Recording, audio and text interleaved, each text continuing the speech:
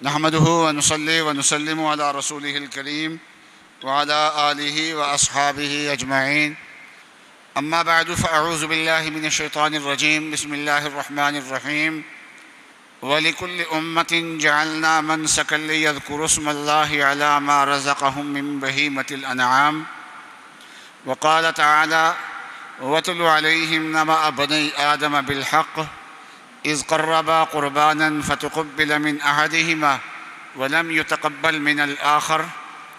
وقال تعالى: إنا أعطيناك الكوثر فصل لربك وانحر إن شانئك هو الأبتر. ذی الحجہ کا مہینہ قریب آ رہا ہے.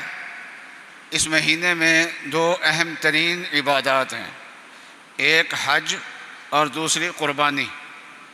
قربانی جس کو ہم اضحیہ کہہ دیتے ہیں، اس کی تاریخ بھی اتنی ہی قدیم ہے جتنی انسانوں کی تاریخ قدیم ہے.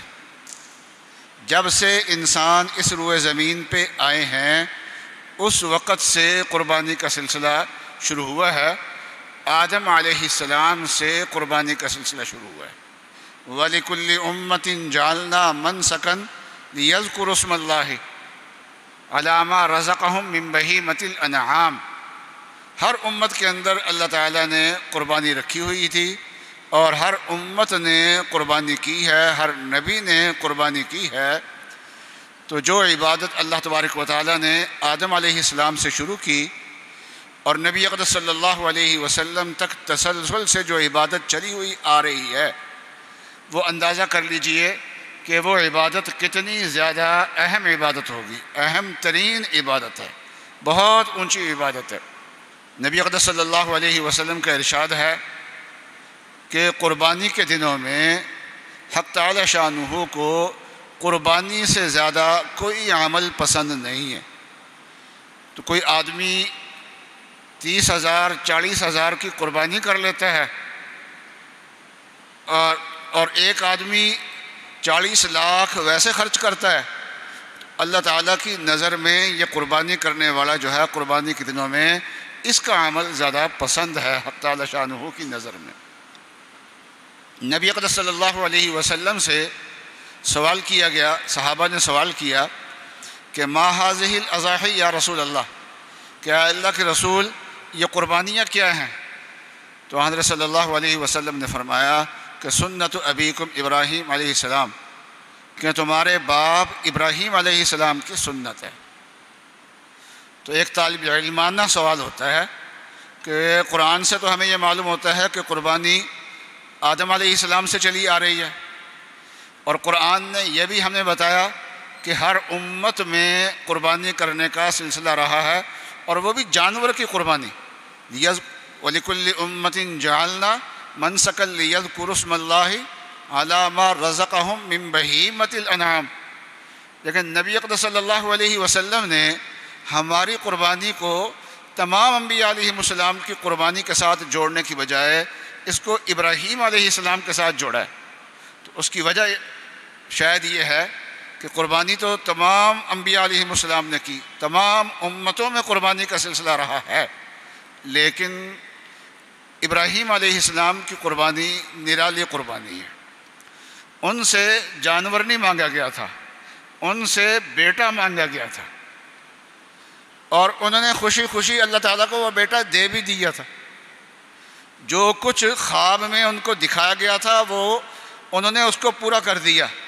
وَنَادَيْنَاهُ أَن يَا إِبْرَاهِيمُ قَدْ صَدَّقْتَ الرُّؤْيَا، کہ ہم نے ابراہیم کو آواز دی. اللہ تعالیٰ نے خود پکار کے کہا کیا کہ اے ابراہیم، جو خواب میں ہم نے آپ کو دکھایا تھا وہ آپ نے پورا کر دیا. قَدْ صَدَّقْتَ الرُّؤْيَا، آپ نے خواب کو پورا کر دیا. اس کے بعد جو جانور ذبح کیا ہے ابراہیم علیہ السلام نے، وہ اصل میں اپنی جان کے بدلے میں ذبح کیا ہے. تو باقی انبیاء علیہ السلام جنہوں نے قربانیاں کی ہیں، ان کا جو جانور تھا وہ جانور ہی قربانی تھا، اور ابراہیم علیہ السلام کا جو جانور تھا وہ اصل میں جانور قربانی نہیں تھا، اپنی جان قربانی تھی. اس کے بدلے میں وہ جانور ذبح کیا جا رہا ہے. تو جانور پہ اپنی جان دینے کا اجر حق تعالی شانہ نے ان کو عطا فرمایا. تو نبی اقدس صلی اللہ علیہ وسلم نے ہماری قربانی کو ابراہیم علیہ السلام کی قربانی کے ساتھ جوڑ کے ہمیں کیا اجر زیادہ بنا دیا ہماری قربانی عالی شان قربانی بنا دی. ذبح کرتے ہیں جانور اور اللہ تعالیٰ اجر عطا فرماتے ہیں اپنی جان پیش کرنے کا اللہ کی بارگاہ میں.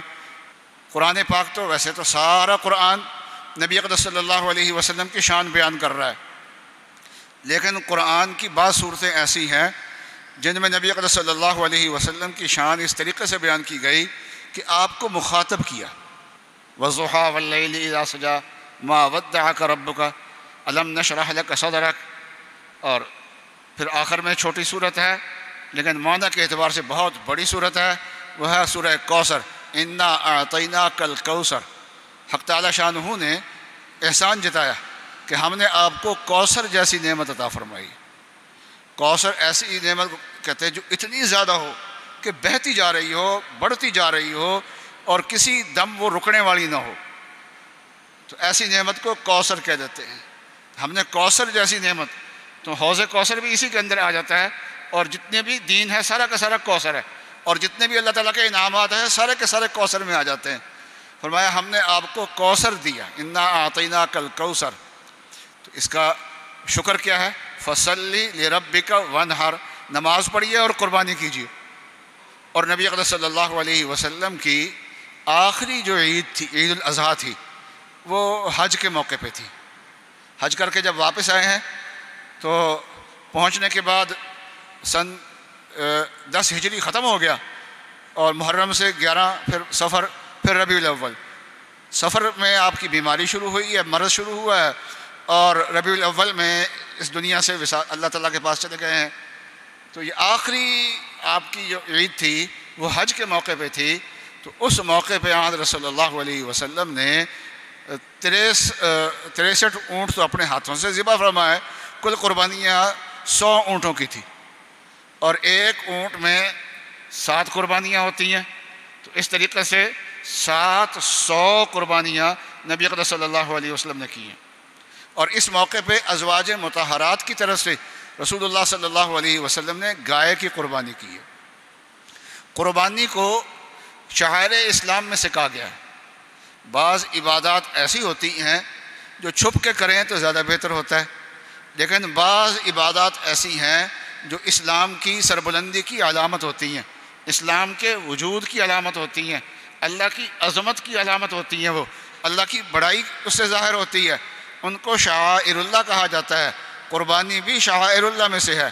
وَالْبُدْنَ جَعَلْنَاهَا لَكُم مِّن شَعَائِرِ اللَّهِ. یہ چھپ کے کرنے کی عبادت نہیں ہے، یہ اعلانیہ کرنے کی عبادت ہے. ہاں، اعلانیہ میں واہ کی نیت نہ کرے، اللہ کا نام بلند کرنے کی نیت کرے. اب یہ قربانی کے دن آ رہے ہیں، تو پچھلے دنوں گورنمنٹ اس سوچ و بچار میں تھی کہ اس کرونا وبا کے اندر قربانی کس طریقے سے کی جائے. تو بظاہر اس میں سوچ و بچار کرنے کی کوئی زیادہ ضرورت نہیں ہے. ایک تو چیز ہے کہ منڈیاں ہوتی ہیں جانوروں کی، وہ پنجاب میں تو ایک عرصے سے شہروں سے باہر نکال دی. پہلے شہروں کے اندر جانور آتے تھے، منڈیاں اندر لگتی تھیں. اب ایک عرصے سے پنجاب میں وہ شہروں سے باہر نکل گئی ہیں، تو منڈیاں تو پہلے ہی باہر نکل گئی ہیں. ہاں، البتہ منڈیوں میں جو رش ہوتا ہے، بکرا ایک لینے جانا ہے، خاندان پورا جا رہا ہے، اس پہ روک تھام کی جا سکتی ہے. ایک آدمی کو جانے دو، زیادہ آدمیوں کو نہ جانے دو وہاں پر. بقیہ جو جانور گھر میں آتے ہیں، تو جانور سے انسانوں کو کبھی کرونا نہیں ہوا، اور انسانوں سے کبھی جانور کو کرونا نہیں ہوا. ابھی تک کوئی ایسی بات نہیں ہے. اور گھروں میں جو ہم جانور ذبح کرتے ہیں تو گھر کے افراد ہی ہوتے ہیں، زیادہ افراد تو نہیں ہوتے، اس لیے قربانی کی وجہ سے کوئی ہجوم نہیں ہو جاتا. اور اس طریقے سے اداروں میں جو قربانیاں ہو رہی ہیں تو ان میں بھی کوئی ایسا ہجوم نہیں ہوتا، بلکہ ہمارے ہاں 200 کے 150 کے قریب ایک دن میں جانور ذبح ہوتا ہے. اس میں ہر جانور میں 7 حصے ہوتے ہیں، تو سارے لوگ تو نہیں آتے یہاں پر، بلکہ جن کا جانور ذبح ہو جاتا ہے وہ ان کو بلانا پڑتا ہے کہ آپ کا جانور ذبح ہو گیا ہے، گوشت تیار ہے، آ کے لے جائیں. تو کوئی ایسا رش نہیں ہوتا. اس لیے کوئی قربانی کی وجہ سے کوئی زیادہ رش ہو جائے یہ کوئی سوچنے والی بات نہیں ہے. تو رمضان سے پہلے شروع میں مساجد کو نشانہ بنایا گیا. اور تمام یہ چینل جو ہیں وہ اسی پہ بحث کر رہے ہیں کہ نمازیں ہونی چاہیے یا نہیں ہونی چاہیے، مسجدیں کھلنی چاہیے یا نہیں کھلنی چاہیے۔ تو کرونا بہانہ تھا اور مسجدیں نشانہ تھیں، لیکن الحمدللہ یہ میٹنگ ہوئی ہے، لیکن اس میٹنگ کے بعد میڈیا نے زیادہ اس موضوع کو نہیں اٹھایا اور یہ سمجھداری سے کام لیا ہے۔ اور ایک یہ کہتے ہیں جی اس گندگی بہت پھیلتی ہے، تو اس کا تو کرونا کے ساتھ کوئی تعلق نہیں ہے، یہ ہمیشہ کا مسئلہ ہے۔ اب یہ قربانی حضرت صلی اللہ علیہ وسلم نے مدینہ طیبہ میں 10 سال قربانی کی، اور حضرت صلی اللہ علیہ وسلم قربانی کے جانور عیدگاہ میں لے کے آ گئے، اور قربانی کر کے عیدگاہ میں حضرت صلی اللہ علیہ وسلم نے اپنی قربانی کی ہے۔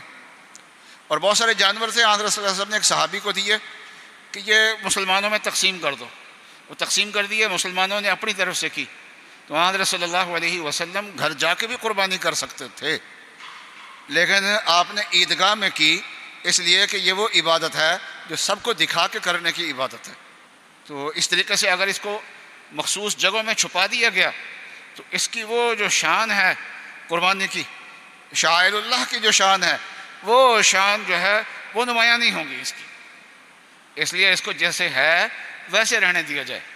اور ہم گورنمنٹ سے یہی توقع رکھتے ہیں کہ جیسے انہوں نے مساجد کے سلسلے میں بہت اچھا فیصلہ کیا تھا، مشورے سے، اطباء کا مشورہ، علماء کا مشورہ، حکومت کا مشورہ اس میں، اور الحمدللہ مساجد نے جو احتیاطی تدابیر ہیں اس پہ عمل کر کے بھی دکھایا ہے، ایک حد تک عمل ہوا ہے۔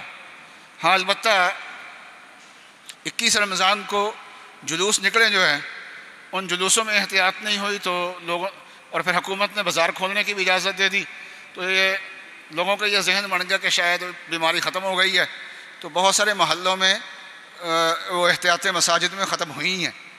لیکن یہ ہے کہ جو بڑی مساجد تھیں، مدارس تھے، انہوں نے احتیاط کو برقرار بھی رکھا ہے اور احتیاط کا پیغام بھی دیا ہے، عید کے موقع پہ بھی احتیاط کو برقرار رکھا ہے۔